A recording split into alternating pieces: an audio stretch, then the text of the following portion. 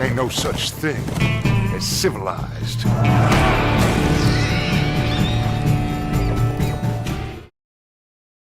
What is going on, Outlaws? Once again, Michael or Legacy Kill HD back with another Red Dead Redemption 2 video for you. And Rockstar Games just a few weeks ago unloaded on Red Dead Redemption 2 information, and thankfully now we have a better idea of what this game will actually be like. But even now, from the third trailer to the numerous images released and the multiple previews, details and information continues to emerge, and today we're going to discuss a lot of details that you may or may not have noticed. Additionally, we'll discuss some more in-depth details and latest news coming from a recent IGN podcast, as well as Take-Two Interactive's latest conference call in which they discussed this highly anticipated upcoming game. But before we get into all of that, as usual gang, if you have not heard, I am doing a giveaway for Red Dead Redemption 2. All you have to do is check the link in the description to enter and just be an active subscriber. But also make sure to get geared up for this upcoming Western by getting the popular Red Moon or Wanted shirt designs. If you're interested in getting these Red Dead themed t-shirts or any of the other designs, there will be a link in the description as well. Nonetheless, so the other day, IGN editor John Ryan, who did go to Rockstar Games and got a preview of the game,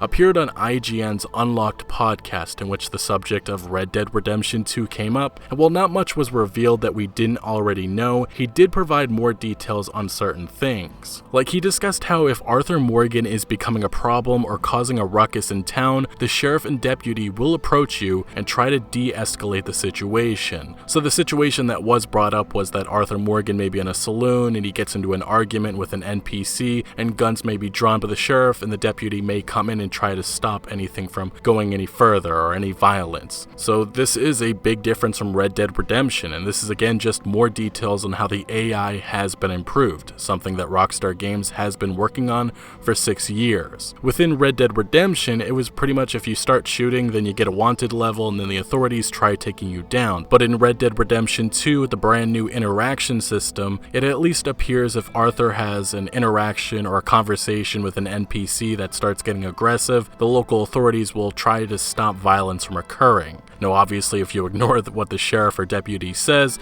then yes, you're going to get some sort of wanted status, and the authorities will try taking you down. Now other than that, it was also revealed that NPCs will react to how you appear, so if you're filthy and have not cleaned up, some NPCs won't see you as a respectable man, and additionally if you ride around with a decaying animal, people will avoid you because they find you disgusting. But animals will also be drawn to the smell, which we've discussed before. Now, as far as I understand, it wasn't specified how we'll know NPCs don't like Arthur Morgan's actions or appearance, but it sounds like they either will ignore Arthur and or make remarks about him. This is just some speculation, but based on the trailer, we can see more civilized areas, so I have to believe the way NPCs react in one town may be different than another. It was also stated that everything on the character models of Arthur Morgan and all the other characters in the game is pre-rendered independently, meaning that Arthur Morgan's suspenders do not belong to his shirt or the rest of his outfit. And what this sets up for is something we've discussed before, and that is further customization of what we want to make Arthur Morgan look like. But the last detail that was shared was on hunting,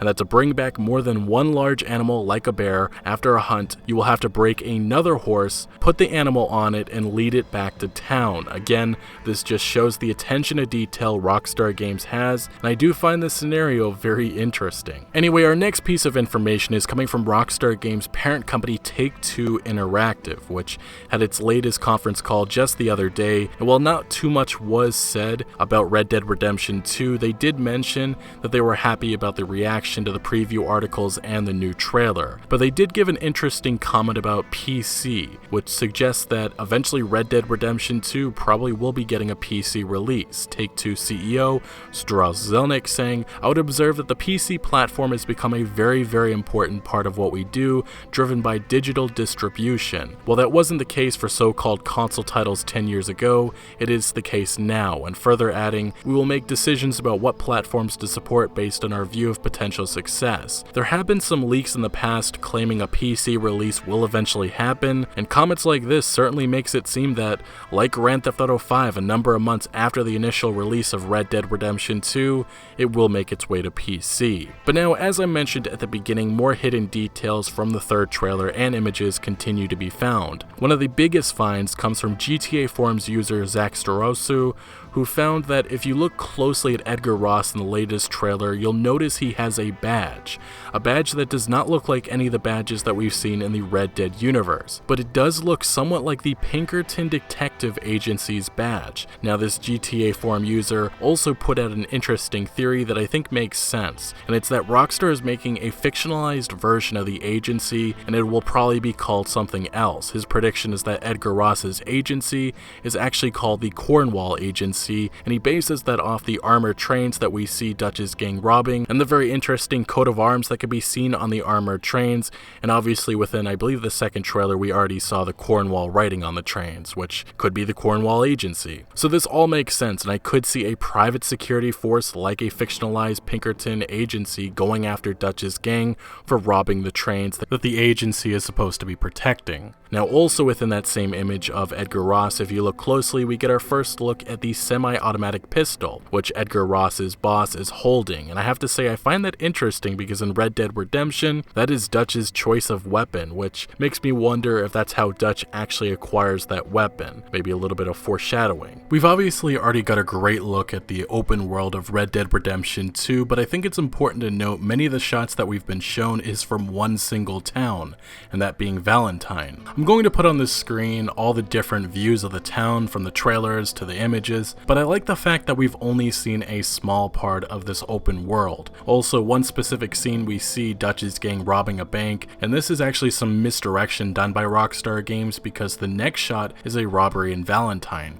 while the previous shot may be of the big city that is on the leaked map, which says New Bordeaux, but obviously that is just a placeholder name. We don't know what it's actually going to be called, which I will note Rockstar Games is clearly trying to hide this big city for a reason. Other than just that, some of the other locations we have seen is obviously Blackwater returning from Red Dead Redemption, the Van Horn Trading Post, Ansburg, the Heartlands oil fields, and a few other locations. Again, from the leaked map, there appears to be many locations we have not seen, and I kind of hope it stays like that. So much of the world is still a mystery, and my personal hope is once we finally get to play the game in October, there will be a lot of unique places that we'll be able to uncover, like maybe a massive civilized city. Now, other than just that, we also have gotten our first look at gold guns, which further hints at weapon customization. We've seen already a few custom designs on Arthur's rifle or Dutch's revolvers, so this may be something we can pay for at the gunsmith to get made, which we saw in the town of Valentine. With being able to upgrade our weapons and maybe customize them with unique looks,